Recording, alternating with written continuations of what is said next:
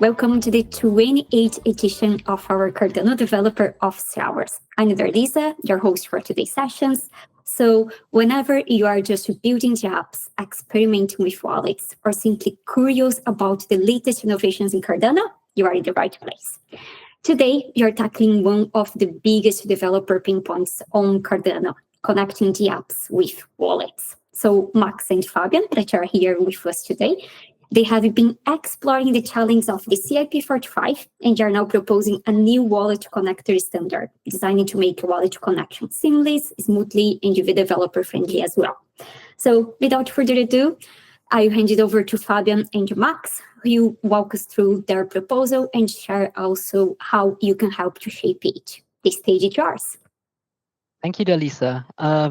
My name is Fabian Bormann. I'm a team lead of team called Ecosystem Engineering at the Cardano Foundation, and I'm also an author of CIP45. Today, I would like to talk about Cardano Connect V2 or CIP question mark, because this is what the CIP is before it actually gets a number.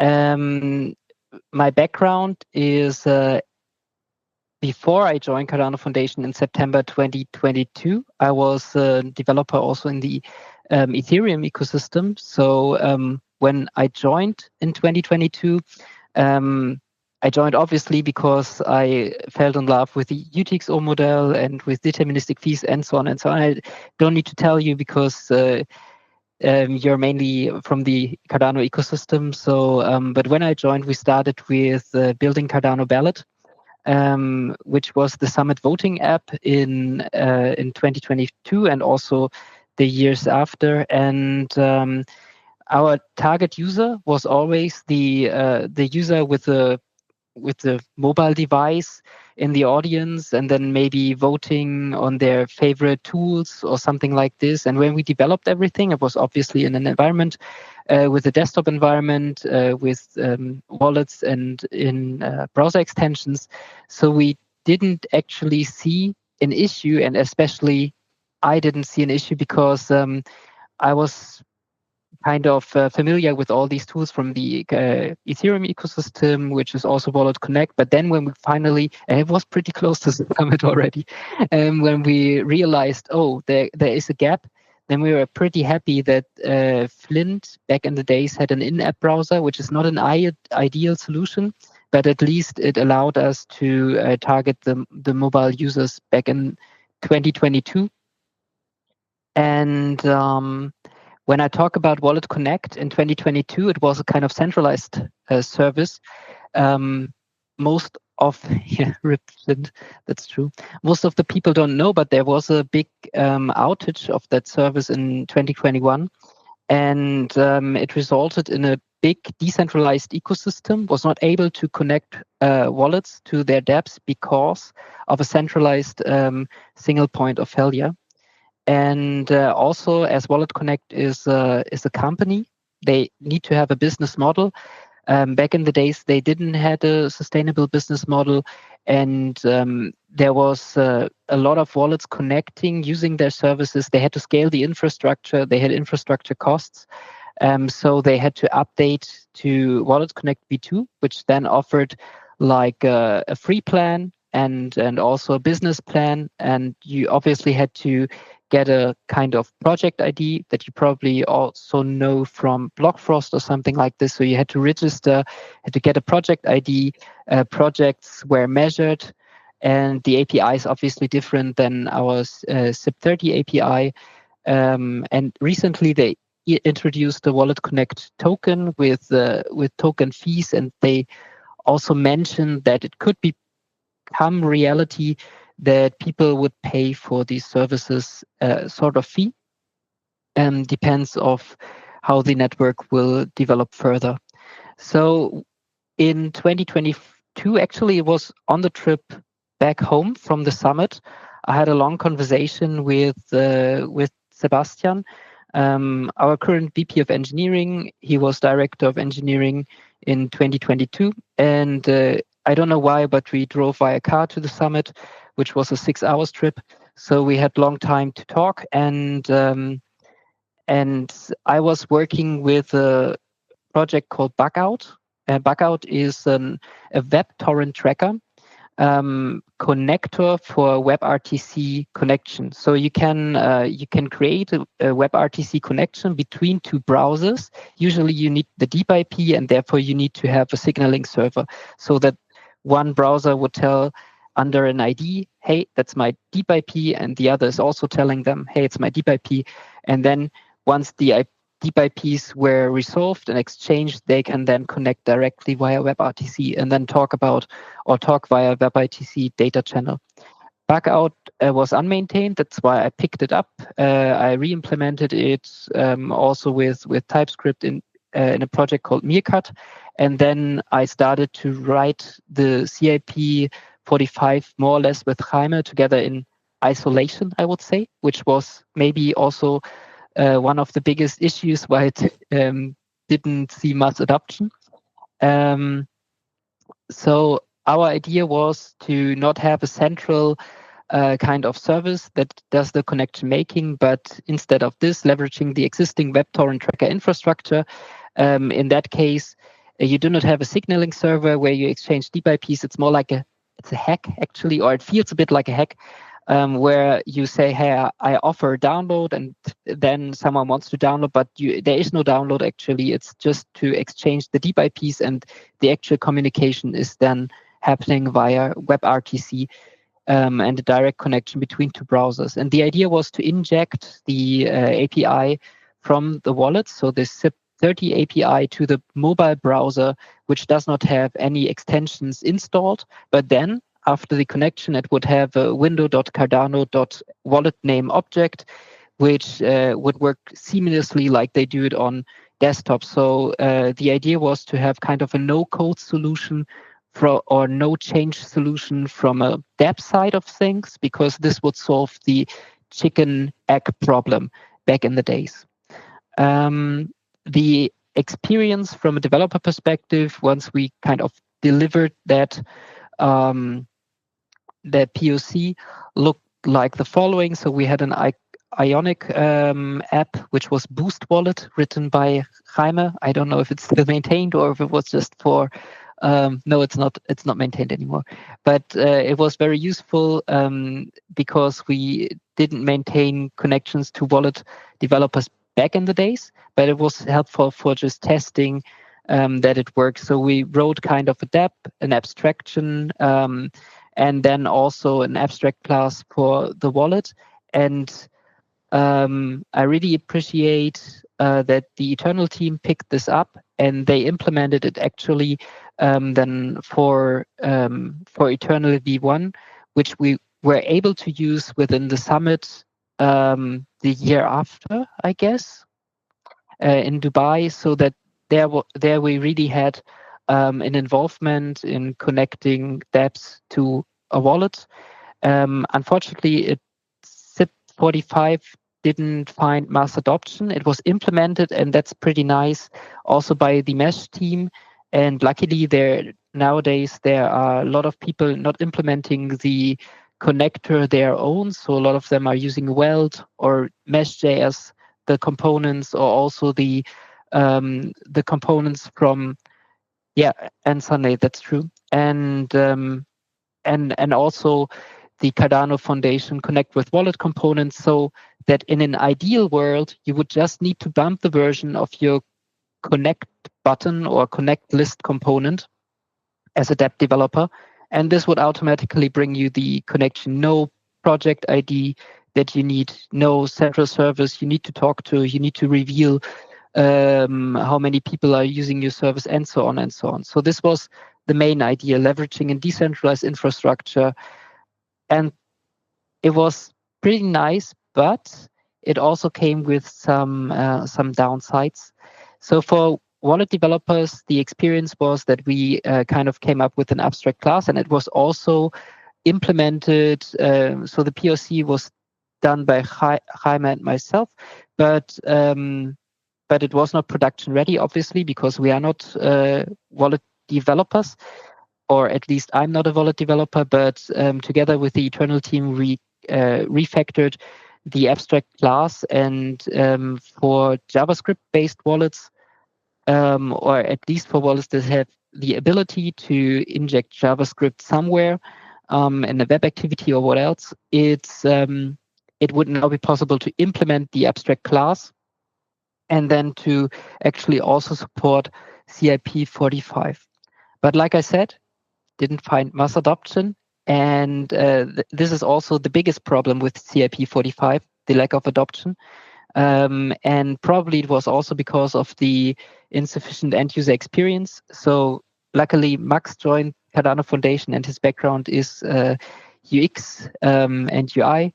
So I think it was horrible for him to read CIP45 and to test it, because the connection making sometimes takes longer than 30 seconds, which really depends on the connection making with the WebTorrent tracker, which is sometimes super smooth and instantly done, and sometimes it just tests the first WebTorrent tracker, it fails, or you need to unbrick the experience by reloading a wallet or a dApp manually.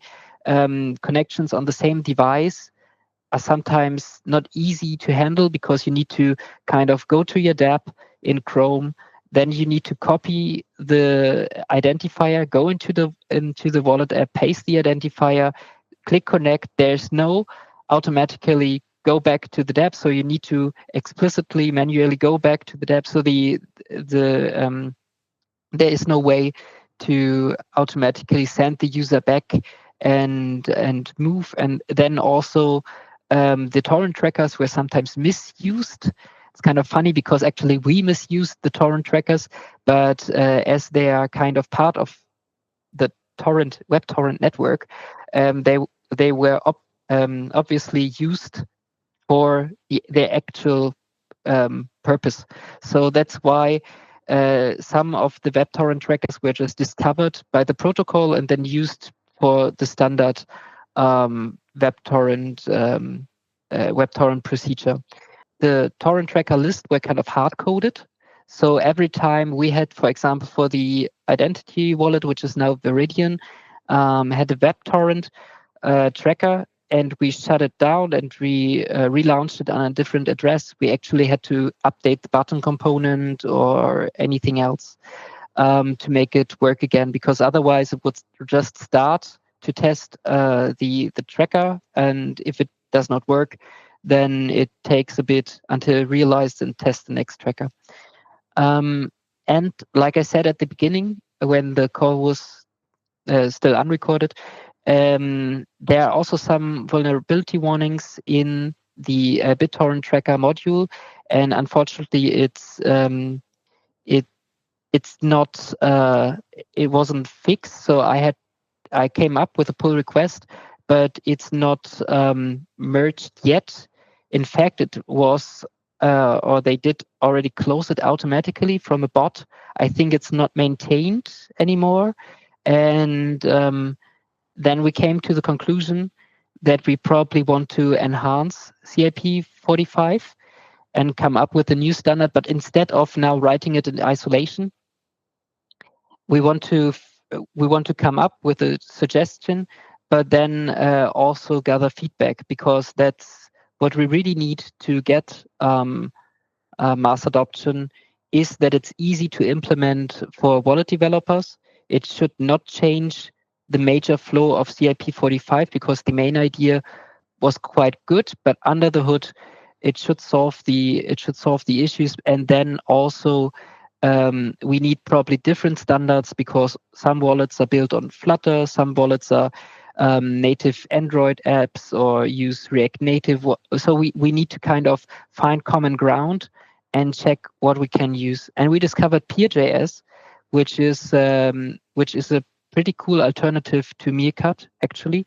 So Peer.js is also a service that allows you to connect to clients via WebRTC, but without the WebTorrent thing, and just with servers from the Peer.js network. There's a community server, but anyone so it's free to everyone to just host. PHAS server, which is just used for the connection making, and then the connection itself is done like it was before via WebRTC, and also the injection of the API works exactly the same. So there is no big need to change. And for us, this would obviously solve this dependency issue, but then also that web torrents were misused. So we are not misusing web torrent trackers anymore, but instead we would just use a service that's made for connecting clients or two browsers via WebRTC. The connection is pretty smooth and instantly done in various test scenarios, and it does not need to reload anything to unblock the experience. But that's not all. We also thought about coming up with a like a deep link standard, and to maintain a list of PHAS servers that we auto discover. That there's also a service that does the same thing with the WebTorrent trackers, but we would like to engage with community. We as CF would run PHAS server, but the community server is always a good fallback. And then we would like kind of keep the decentralization somehow. And with the deep link standard, we could also kind of reroute the user and have kind of an seamless experience if you go to a dApp on the mobile device, and then you switch to the wallet, you switch back to the dApp, and so on. So this is a flow that Max developed in the last month or 2 months. I don't know, 1 month, 2 months. So it's not much time, so we can change everything. That's what I want to say. It's a suggestion. We want to have this, or we have this then as an open source repository. We will create a Discord group before we actually go into the CIP process.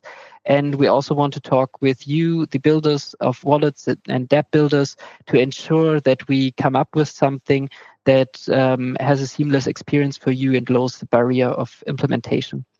I've also checked out that there is a PHAS port for Dart, so it could also work under Flutter. And Max wrote the implementation so that it's kind of an activity in Android. So we need to talk about iOS later, but for Android, it could be a side activity that actually does the thing, but then works aside the main activity. Yeah. So for Jordi, I think this will be shown by Max soon. So we had to also deal with the kind of with Android itself as the system killing the services. So we need to ensure, or we need to react to connection that becomes closed, but also we figured out how long the connection will stay open. And actually, the connection to the PHAS server is killed pretty quickly after the app goes into the background. But the web RTC connection stays for I think we discovered something around 5 minutes, but sometimes it's less. But you will see that it's then disconnected, so you can kind of react to it, and then also via deep link kind of recover. But we can go into that flow later. I will, or Max will show the flow in a few seconds, also live and implemented. Yeah, Adam, you're also right, at least so that's what Jordi said. It doesn't use the torrent network. That's true. If we would have more users, we would probably also have more people that have trackers running. So that this would then, yeah, Mathieu. You were talking about signaling before with PRGS. I was wondering if something like Noster or some network like that could be used also for signaling. Yeah. Useful. Yeah, this should also work. If you keep reading, I added also the Tristero dependency, which basically does that. It allows you to choose between. It's the same thing as bug out. I didn't know bug out. I've used Tristero before. It basically allows you to choose to do this signaling with BitTorrent or Nostr MQT, super-based IPFS, Firebase, and it's I mean, all in the usually same don't library. do it with IPFS, right? No, yeah, each of them has their own pros and cons. I think IPFS is the lowest one, but Yeah. the library basically has multiple stacks that you can implement. It doesn't run them all at once. You just choose which ones you want.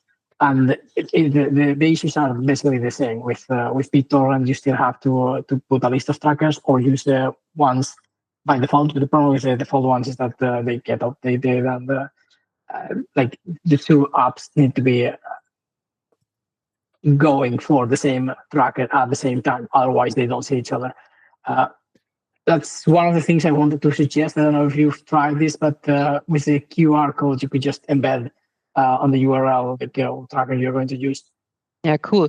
I wasn't aware of the project, but it could be a pretty nice alternative to PeerJS because it even allows more decentralization with a lot of more methods to connect.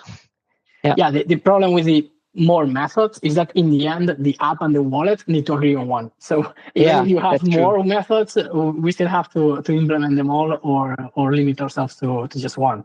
And so that's what I'm saying. Like with a QR, like when the same user is using the QR to actually try to connect, we could try to embed in there like what protocol and what signaling server and everything you want to actually use to connect. So you don't have a fixed list and you don't have maybe a fixed protocol either. Okay, cool. Yeah, thank you. We will add it to the list of things that we will look into, and also we will add it to the Discord group, and then probably Max will test it out, and yeah, it's already really cool suggestion. With that, I think I covered everyone's question. If not, then please raise your hand. Otherwise, I would. Sorry. Yeah. Just another thing. Since this relies heavily on WebRTC, is there any? I mean, in the end, I guess it's all about the user experience of what the dApp provides. But the problem with WebRTC is that a lot of networks may block it. So even if you're trying to connect in the same network, because obviously you're using the same computer and mobile phone, you're in the same network, but you're connected via router and everything, and sometimes those are blocked. So is there any turn server that has to be considered, or we want to actually be decentralized, and if it doesn't connect, just try a different method? Yeah, so I don't know, Matthias, is directly, does it, yeah? It was just a data point to answer that. I've been testing some other wallets and some other ecosystem that are using WebRTC for connection between the wallet which is on the mobile, and the dApps.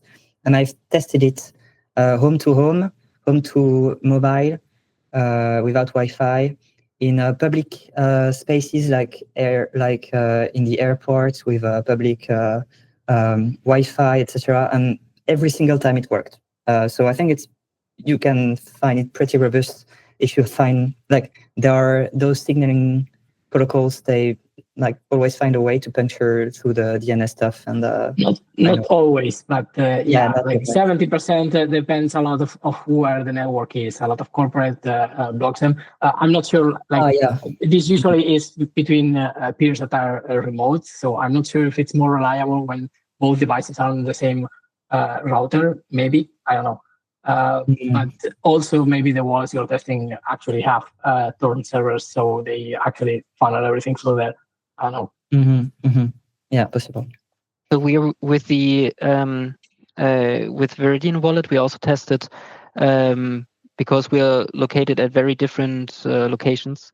We tested from Spain to Germany, and then also from Singapore to Germany, and also worked in every single time. But I agree, and there's also another user experience aspect to it, because we talked with Alex from the Vespa team. I don't know if he's also here today, but he mentioned that they would probably like to send notifications, as he would like to connect the dApp to the phone and then really put the phone away. And if the dApp does something, he would like to have a notification popping up from the wallet app, and then he could react to it. So, and in this case, we need we need something on top to WebRTC. But also I was unsure about it, because if we put, for example, the ability on top from a background service to do a connection from a, like I said, a centralized server somewhere, and then this would be connected like a Vesper server, then connected to the Vesper app actually, and sending notifications here. It must be clear to the user that there is no peer-to-peer connection. Maybe, I don't know if the user is interested in, because even if I'm a computer scientist and I was active in the Ethereum ecosystem before with Wallet Connect and so on, it wasn't actually clear to me that it was a centralized service that I used back in the days. So I don't know. It's something to discuss, and it's also something that we need to probably discuss within the standard, if the standard should allow for direct connection making or also for like a routed connection making. But before we go deeper in the rabbit hole, I would like to hand over to Max, as we are already over time, but I think we can still go a bit over time. And Max will show what he implemented yet. Cool. Yeah, thank you. So hi, I'm Max. I'm currently a working student in Fabian's team and started as an intern back in February.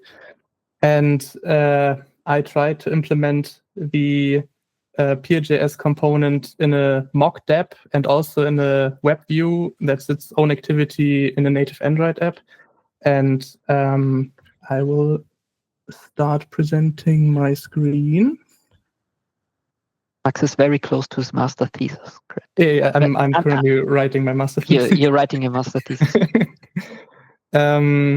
So this is my Android emulator, and in this I am running a native Android app that is like a mock wallet, and I'm also hosting like a mock dApp that I can open in Chrome, which just runs on React and is hosted via Vite. So if I'm opening the current version of the wallet, this is like a demo screen with some mock values, and this is like the basic activity that is run when the app is opened. And this activity listens on a deep link with Connect that has a special form. I can show you this. We have like some flows on the mirror board, but the deep link format that this app listens to is like this. So you have an ID that gets sent with it and also a return URL, and I will show you why this is necessary.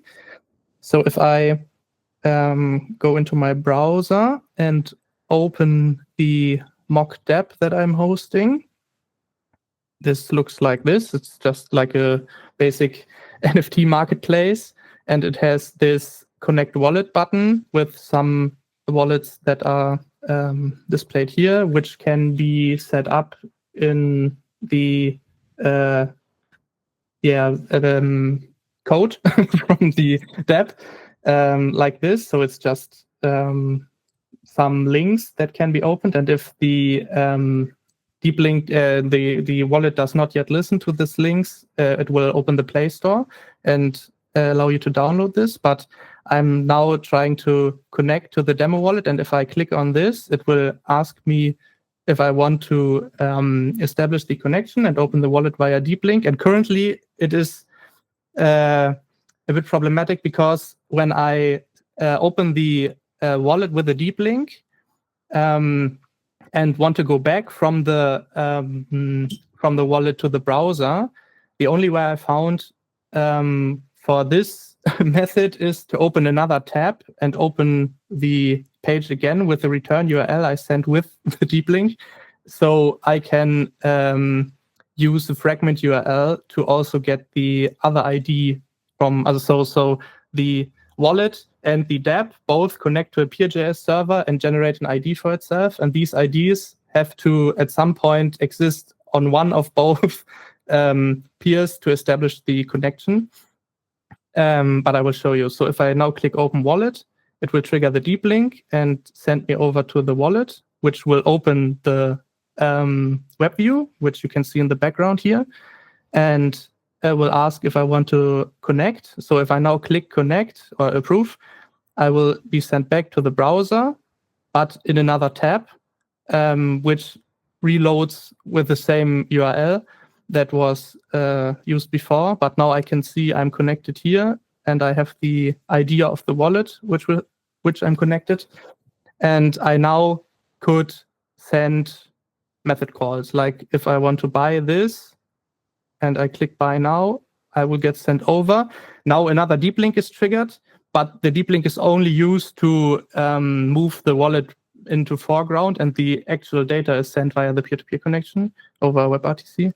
And if I now click sign here, I will get sent back. And in the message board over here, I can see that this was signed. And over in the web view, I also can see the history, and I could click disconnect. I would be redirected back to the wallet view, and over here in the browser, the connection is also closed.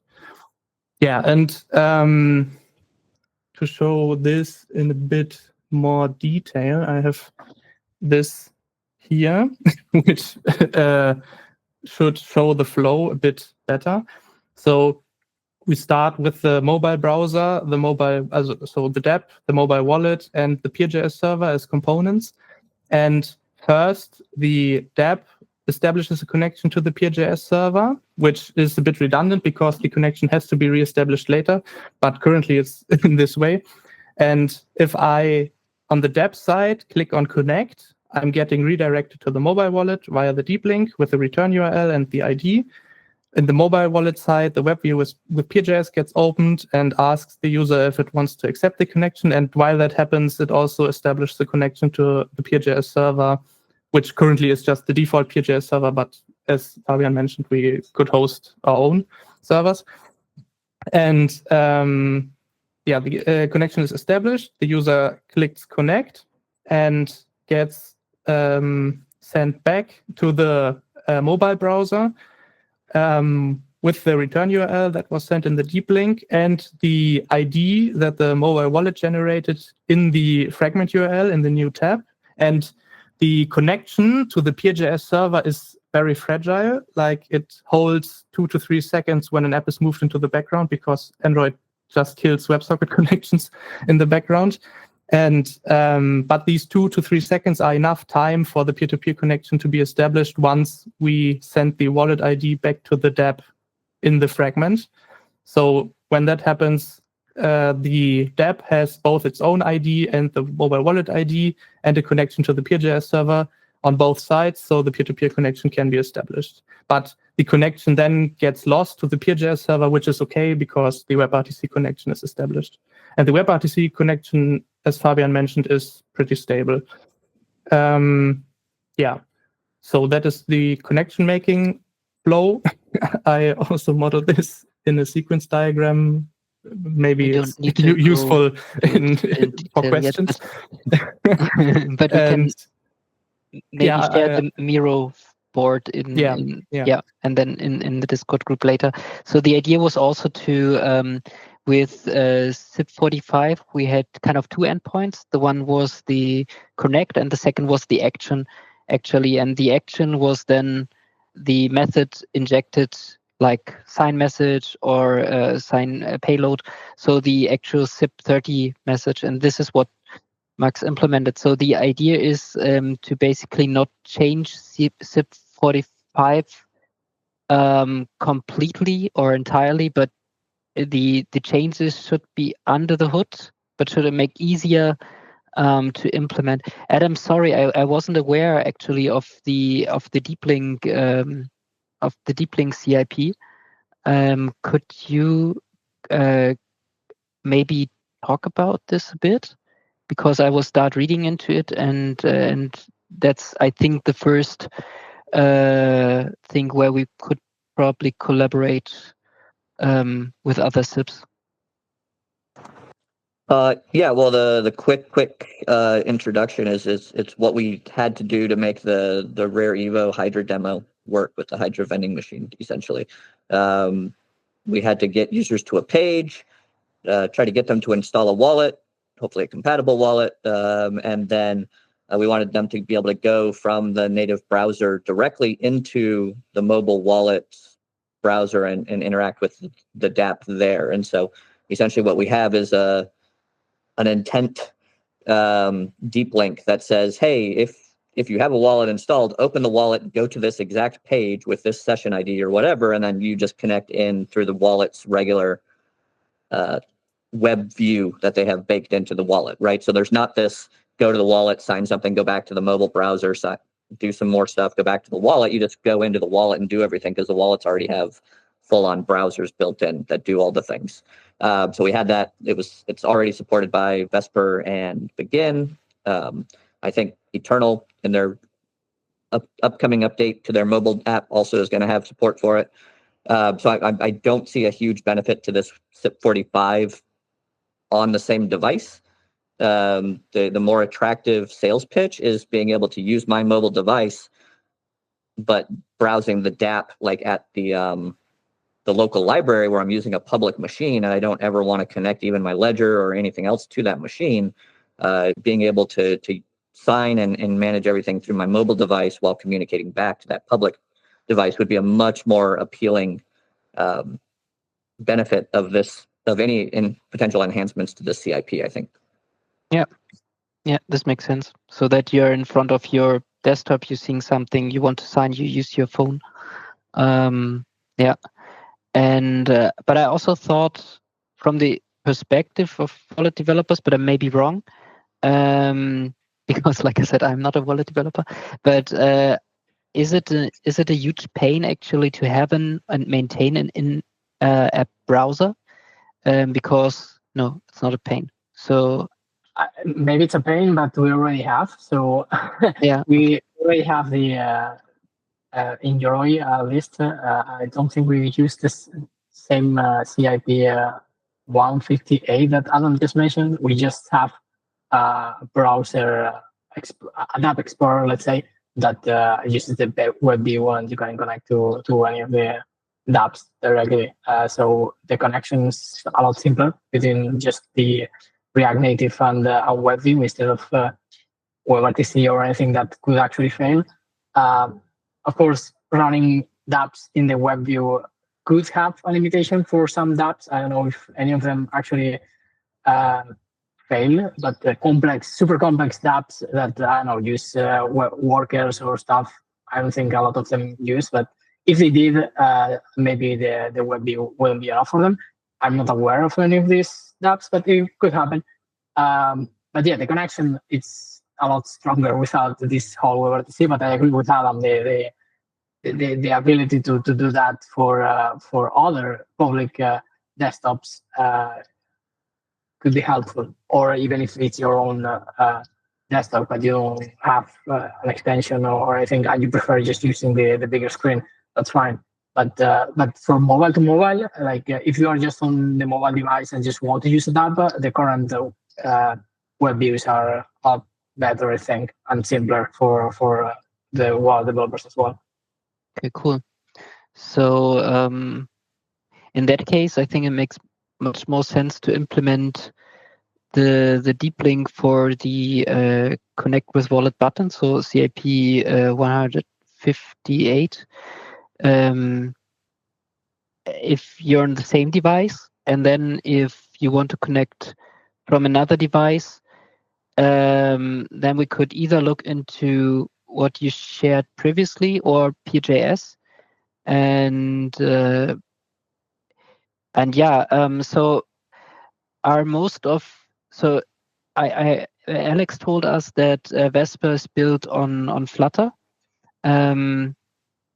I guess most of you are leveraging the existing extension and are somehow wrapping it for the native apps, or do you have really kind of native apps, native Android apps, native iOS apps? No, right? Yoroi has two separate apps. The one for Yeah. the extension using JavaScript, and well, it's migrating to TypeScript, and the mobile version is React Native with Okay, React Native. TypeScript. Yeah. So JavaScript would probably work for.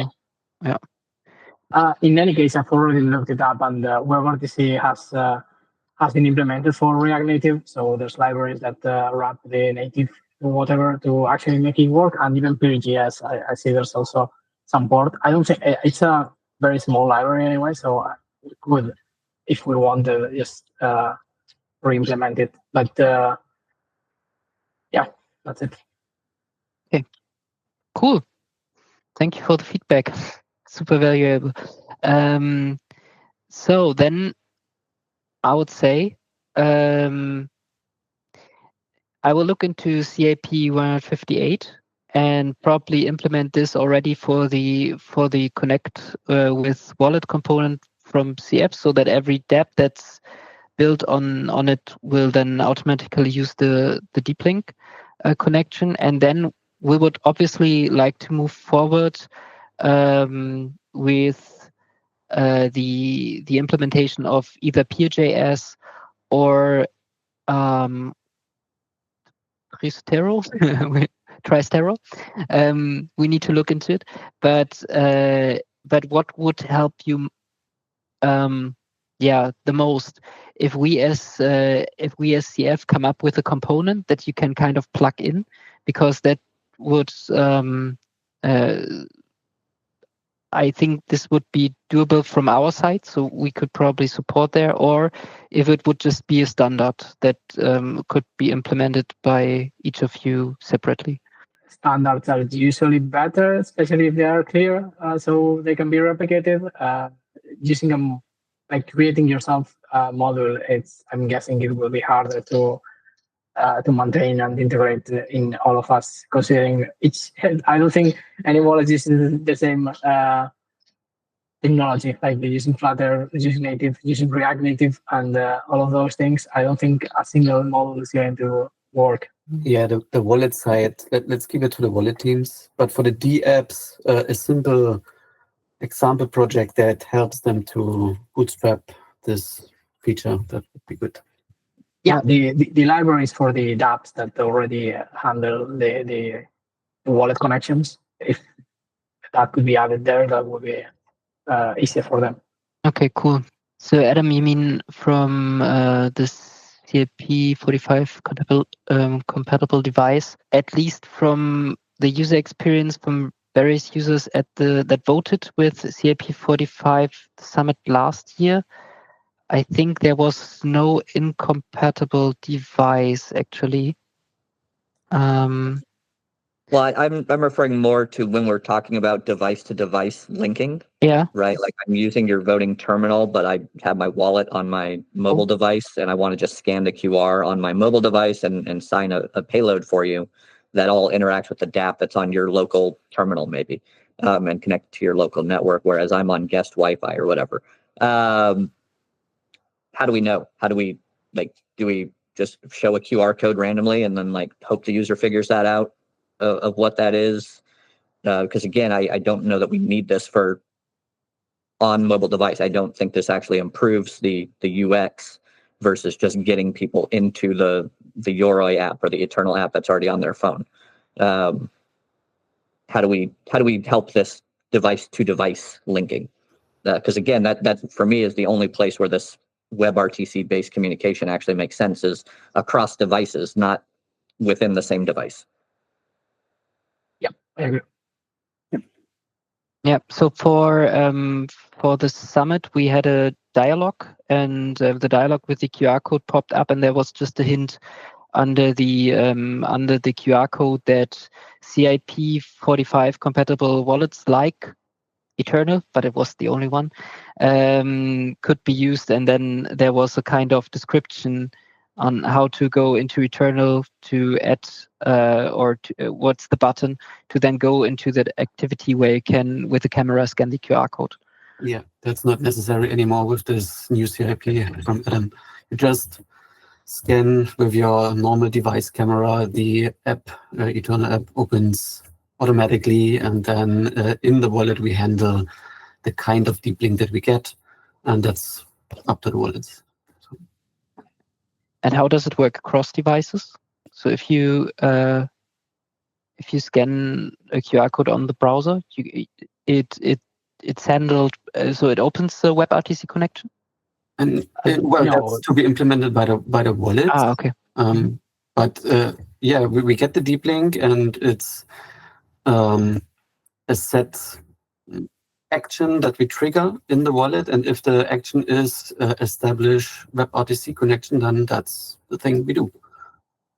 Okay, yeah, so the deep link, the only thing that it does is like open the correct app. It's like telling you like this is a Cardano app link, and depending on what wallet they have installed, they will open one app or the other, and it basically tells the app, okay, I was opened with these parameters, and then it's up to the wallet itself to figure out what to do. The idea would be that all of them implement the WebRTC connection and just do that. On top of that, we have to agree on the parameters for the WebRTC connection, which I assume that's CIP 45, which should be done already, plus whatever we agree on adding. For instance, the signaling servers, I think they should be part of it, optional. Mathieu, just a second. So I think then I would understand, Adam, your question like we could actually merge kind of the old CIP 45 method and the CIP 158 method.